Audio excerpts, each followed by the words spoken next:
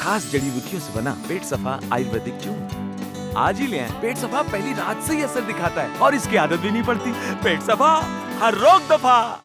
मुंबई में जिसका कभी सिक्का चलता था, जिसकी तूती बोलती थी, सचिन वाजे, उसको करीब 20 साल से जानने वाले और उन्हें करीब से जानने वाले एबीपी न्यूज संवाददाता जितेंद्र दीक्षित, जो कुछ ही सेकंड पहले हमारे साथ थे, आज आपको उसी वाजे की कहानी सुनाएंगे। उसके नाम से अपराधी खौफ खाते थे, क्योंकि किसी भी केस में वाजे की एंट्री का मतलब था एनकाउंटर।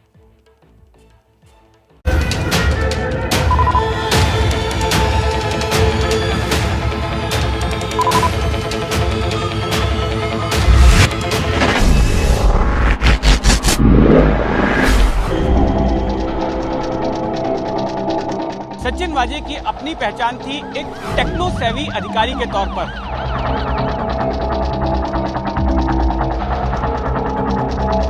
उनके पहनावे को देखकर ऐसा नहीं लगता था कि वो कोई पुलिस अधिकारी हैं। वो एक फॉर्मल शर्ट पहनते थे, जीन्स पैंट पहनते थे। 16 साल के बाद फिर एक बार सचिन वाजे के लिए इतिहास अपने आप को दोहरा रहा है। फिर एक बार सचिन वाजे की गिरफ्तारी हुई है।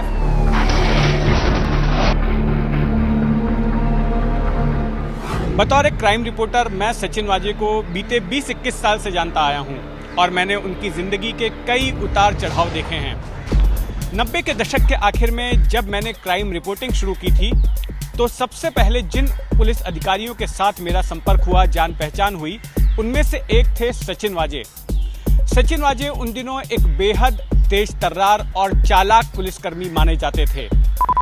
उनके पहनावे को देखकर ऐसा नहीं लगता था कि वो कोई पुलिस अधिकारी हैं। वो एक फॉर्मल शर्ट पहनते थे, जीन्स पैंट पहनते थे और अपनी चाल ढाल से ऐसा लगता था कि वो कोई पुलिस अधिकारी नहीं बल्कि कोई बैंकर या फिर कोई कॉर्पोरेट एग्जीक्यूटिव हैं।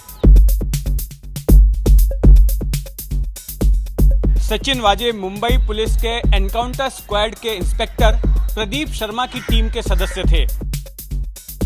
वो ऐसा दौर था जब मुंबई में हर दूसरे तीसरे दिन किसी गैंगस्टर का एनकाउंटर होता था। सचिन वाजे महाराष्ट्र के कोल्हापुर के रहने वाले हैं और 1990 के पुलिस सब इंस्पेक्टर की बैच के साथ पुलिस महकमे में उनकी भर्ती हुई। वाजे की शुरुआती पोस्टिंग मुंबई से सटे ठाणे शहर में बतौर एक पुलिस सब इंस्पेक्टर के तौर पर हुई और बहुत जल्द वाजे वहां के तत्कालीन पुलिस कमिश्नर भुजंगराव मोहिते के खास बन गए। इसलिए जब मोहिते मुंबई आए, जब उनका तबादला मुंबई पुलिस में बतौर ज्वाइंट कमिश्नर हुआ, तो वो अपने साथ सचिन वाजे को भी लेकर आए और मुंबई क्राइम ब्रांच में सचिन वाजे की पोस्टिंग करते वक्त उन्हें अटैच किया गया क्राइम इंटेलिजेंस यूनिट की अंधेरी शाखा के साथ में। इस शाखा के इंचार्ज इंस्पेक्टर प्रदीप शर्मा थे। उस वक्त क्राइम इंटेलिजेंस यूनिट में प्रभारी प्रदीप शर्मा के खास हुआ करते थे। उनका दाहिना हाथ माना जाता था दया नायक को। दया नायक सिर्फ एक सब इंस्पेक्टर थे, लेकिन उनका रुतबा उस दौरान मुंबई पुलिस में काफी बड़ा था। दया नायक और प्रदीप शर्मा की जोड़ी उन दिनों काफी मशहूर हुआ करती थी। शहर के कई बड़े एनकाउंटर्स इन दोनों अधिकारियों ने मिलकर किए थे और इसके लिए राष्ट्रीय और अंतर्राष्ट्रीय प्रेस में उनका काफी नाम हुआ था। सचिन वाजे को लगता था कि उनमें दया नायक से ज्यादा काबिलियत है। सचिन वाजे को यह लगता था कि जिस तरह का रुतबा दया नायक को मिल रहा है, जो चमक दमक दया नायक को मिल रही है, वो सारा कुछ उन्हें मिलना चाहिए था। कुछ वक्त बाद प्रदीप शर्मा और दया नायक में मनमुटाव हो गया। दया नायक आय से ज्यादा संपत्ति रखने के मामले में फंस गए, उनकी गिरफ्तारी हुई, उन्हें जेल जाना पड़ा।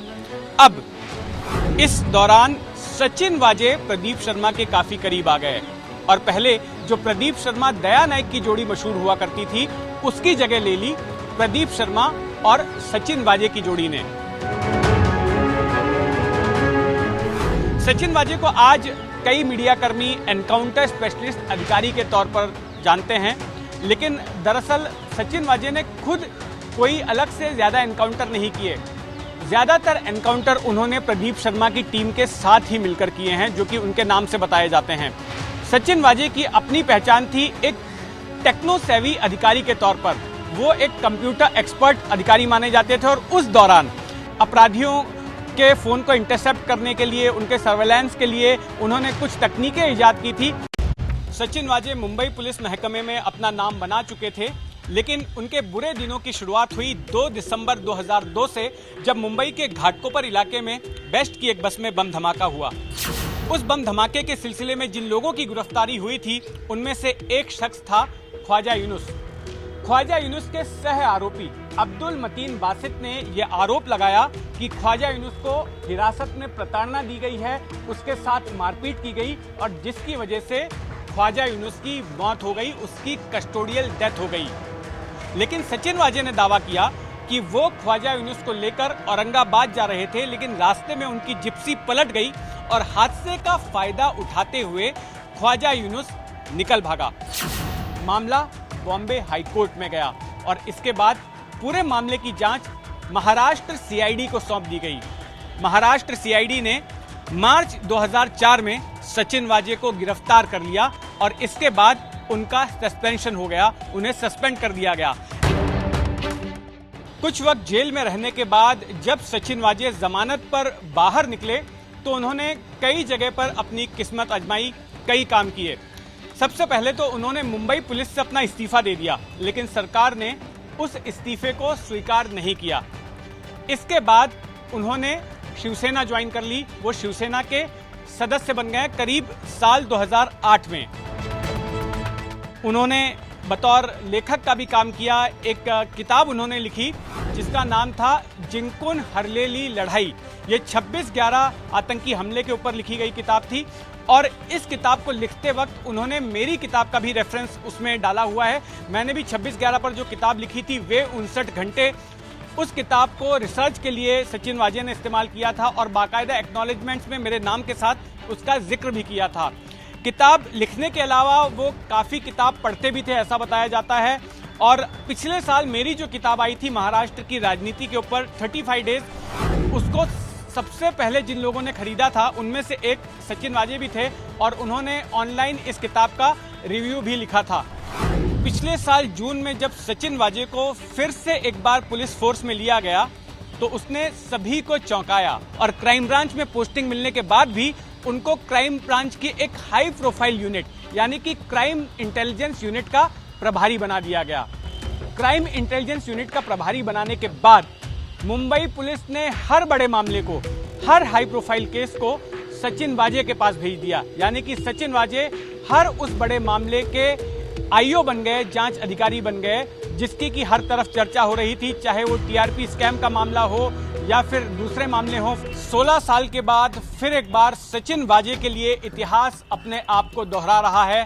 फिर एक बार सचिन वाजे की गिरफ्तारी हुई है, फिर एक बार उनका सस्पेंशन हुआ है और जिस एनआईए ने सचिन वाजे को गिरफ्तार किया है उसके मुताबिक फरवरी के आखिरी हफ्ते में जो विस्फोटकों से भरी कार मुकेश अंबानी के घर के पास पाई गई थी उसे वहां पर पार्क सचिन वाजे ने ही करवाया था और इसके साथ साथ पीछे जो इनोवा कार नजर आ रही थी सीसीटीवी फुटेज में, उस कार को भी सचिन वाजे ही चला रहे थे। एंटीलिया के नजदीक विस्फोटक भरी स्कॉर्पियो कार रखने के मामले में एनआईए द्वारा गिरफ्तार सचिन वाजे से पूछताछ और जांच में एनआईए के सामने कई बड़े खुलासे हुए हैं। सबसे पहला और महत्वपूर्ण खुलासा ये कि इस पूरी साजिश को सचिन वाजे ने अंजाम किया था, यानी कि सचिन वाजे ने ही स्कॉर्पियो कार को एंटीलिया के नजदीक पार्क कराया था। एनआईए के पास पुख्ता सबूत है कि इस वारदात को सचिन वाजे ने अंजाम दिया था। इतना ही नहीं, स्कॉर्पियो कार के नजदीक जो शख्स पीपीई किट में नजर आ रहा था, दरअसल वो पीपीई किट नहीं पहना था, बल्कि उसने एक ढीला ढाला सफेद रंग का कुर्ता पहना था और अपना चेहरा एक बड़े रुमाल से ढका हुआ था। ये बड़ा ढीला ढाला कुर्ता पहनने वाला शख्स कोई और नहीं बल्कि खुद सचिन वाजे था। एनआईए की जांच में यह बात सामने आई है कि सचिन वाजे ने अपने पद का दुरुपयोग करते हुए सबूतों को मिटाने का काम किया है। लगभग 4 दिनों की एनआईए की पूछताछ में सचिन वाजे ने इस साजिश में अपनी भूमिका के बारे में गुनाह कबूल कर लिया है, लेकिन सचिन वाजे यह नहीं बता रहे हैं कि वो किसके इशारे पर इस साजिश को अंजाम दे रहा था और इसमें कौन कौन लोग शामिल हैं। सचिन वाजे लगातार ये कह रहा है कि 16 साल सस्पेंड रहने के दौरान जो उसने अपना नाम खोया है वो नाम वापस कमाना चाहता था, इसलिए उसने इस साजिश को अंजाम दिया। हालांकि एनआईए इस जवाब से संतुष्ट नहीं है। एनआईए से पूछताछ के दौरान सचिन वाजे कई सवालों के जवाब नहीं दे रहे हैं और कई सवालों के जवाब बार बार बदल रहे हैं। ऐसे पर एनआईए इस पूरे पूछताछ को कैमरे पर रिकॉर्ड कर रहा है और पूरा बयान कैमरे में दर्ज हो रहा है। एंटीलिया केस को लेकर आप जानते हैं बीजेपी शुरू से ही उद्धव ठाकरे और महाराष्ट्र पुलिस पर हमलावर रही थी। मुंबई पुलिस कमिश्नर के तबादले के बाद बीजेपी ने अपना हमला और तेज कर दिया है। वो बचाव में शिवसेना उधर खड़ी हुई है, यानी एंटीलिया केस में एक तरफ जांच हो रही है, दूसरी तरफ सियासी जंग। हाई प्रोफाइल केसेस हुई, जुरिस्डिक्शन किसका भी रहे, कोई भी जुरिस्डिक्शन रहा, तब भी वो केस सीआईयू के पास आती थी। विशेष रूप से फिर वो बादशाह रैपर वाली केस हो, चाहे ऋतिक रोशन वाली केस हो, ऐसे सारी केसेस ये सीआईयू यूनिट को ही दी जाती थी। सीपी के बाद अगर किसी का कद मुंबई पुलिस में था तो सचिन वाजे का था, क्योंकि सीएम के ब्रीफिंग के समय भी वो नजर आते थे, गृह मंत्री के समय भी वो नजर आते थे, और शिवसेना के कुछ मंत्री हैं उनके साथ भी वो नजर आते थे कि एक प्रकार से वहां सीआईयू के प्रमुख के रूप में नहीं, वसूली अधिकारी के रूप में उनको बैठाया गया और बड़े पैमाने पर मुंबई में डांस बार चलाने को खुली छूट, और सबके इंचार्ज ये। महाराष्ट्र की राजनीति का अपराधीकरण न हुआ था, न होगा, न होने देंगे। ये देवेंद्र जी को भी पता है। महाराष्ट्र का डीएनए अलग तरह का डीएनए है। देवेंद्र जी भी यहाँ मुख्यमंत्री रह चुके हैं। महाराष्ट्र का पुलिस फोर्स क्या है ये उनको पता है। आज अगर फडणवीस जी अपोजिशन में है तो मुंबई पुलिस का मनोबल गिराने का काम एक चीफ मिनिस्टर ने नहीं करना चाहिए। जो कुछ हुआ है एक 10-15 दिन में, उसका समर्थन न हम करेंगे ना और कोई करेगा। अरे भैया, तुम्हें कब्ज है क्या? लोग ऐसी गंभीर समस्या को हंसी मजाक में उड़ाते हैं। कब्ज कहने के लिए तो एक समस्या है, पर 1000 बीमारियों की जड़ है। इसे इग्नोर न करें। खास जड़ी बूटियों से बना पेट सफा आयुर्वेदिक च्यून आज ही ले आएं। पेट सफा पहली रात से ही असर दिखाता है और इसकी आदत भी नहीं पड़ती। पेट सफा, हर रोग दफा।